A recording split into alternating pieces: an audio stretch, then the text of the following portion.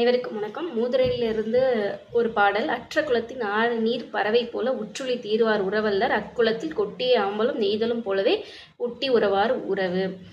ஆற்றுல நீர் போனதும் அதில் உள்ள பறவையெல்லாம் போகிற மாதிரி இல்லாமல் உறவுங்கிறது எல்லாத்தோடையும் சேர்ந்து இணைந்து இருக்கணும்னு சொல்கிறாங்க. இப்போ நெல்லில் உமி இருந்தால் தான் நெல் உருவாகும்.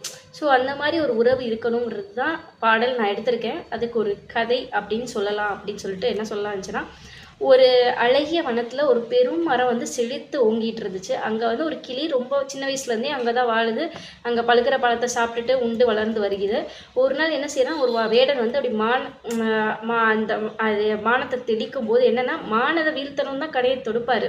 பட் ஆனால் அந்த இடம் என்னாகும், மிஸ் ஆகி கிளி மேலே படாமல் ஒரு நுண் கேப்பில் ஒரு என்ன சொல்கிறது, ரொம்ப ரொம்ப மைன்யூட்டாக அந்த அம்பு தப்பிச்சு போய் மரத்தில் போய் வெட்டிடுது. மரத்தில் குத்துறோன்னே அந்த மரம் செழிப்பை இழந்து ஒன்றுமே இல்லாமல் வாடி போயிருக்கு. அப்போ மரம் சொல்லுது, நீ ஏன் என்னை விட்டு போகாமலே இருக்க அப்படின்னு சொல்லி கிளி கேட்கும். நான் பல வருஷமாக உன்னை நம்பி இடி மின்னலில் காத்த வெயிலில் காத்த என்ன நல்லா என்னோட குஞ்சு போல் நான் வச்சு பார்த்துக்கிட்டேன். உன்னை எப்படி நான் இப்படியே விட்டுட்டு போக முடியும் அப்படின்னு சொல்லி மரம் அங்கேயே இருக்குது.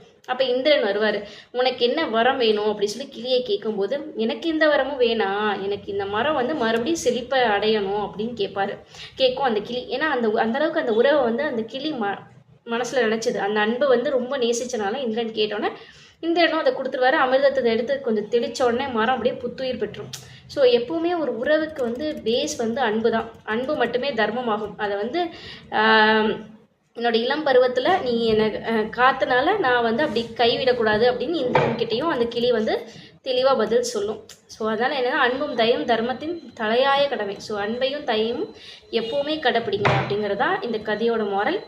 நான் இதுக்கு ஒரு கவிதை எழுதியிருக்கேன். நன்மையும் தீமையும் பிறந்தரவாரா, சுபமும் வலியும் பிறந்தரவாரா, மனமும் எண்ணமும் நமது இதயம் தரும், கவலையும் சோகமும் இன்பமாக்க வல்லவன் நாம், உன்னையின்றி வேறு எவராலும் புரிந்து கொள்ளா அன்பும் மரணம் செம்மைப்படுத்தும், உன்னை பிற சொல்ல உன்னை தீர்மானிக்காது துணிந்து செல்வாய் துணிவாயே மனிதா.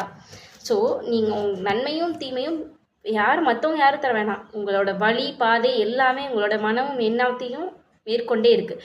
ஸோ நல்ல உறவுகளோட, நல்ல இன்பத்தோட, நல்ல அன்போடு இருந்தீங்க அப்படின்னா உங்களுக்கு எல்லாமே கிடைக்கும். துணிச்சலாக செயல்படுங்க அப்படிங்கிறதான் இந்த கவிதை. இதுக்கேற்ற மாதிரி நானாகவே எழுதியிருக்கேன். நன்றி, வணக்கம்.